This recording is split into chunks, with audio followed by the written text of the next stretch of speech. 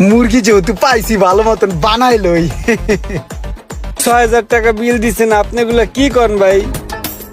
বেশ কিছুদিন যাবত ভালো একটা কাস্টমার পাইতেছি না। ওই যে একটা কাস্টমার আইছে, মনে হয় বড় লোক।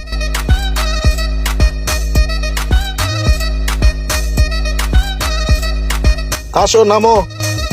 এইখানে মানুষ হবো? এই সেলুনে যাইয়া চুল দাড়ি কাটো, আমরা পরে আনি মনে। হ্যাঁ, আসসালামু আলাইকুম স্যার। ওয়ালাইকুম আসসালাম। স্যার প্লিজ আসেন আসেন, ভিতরে আসেন।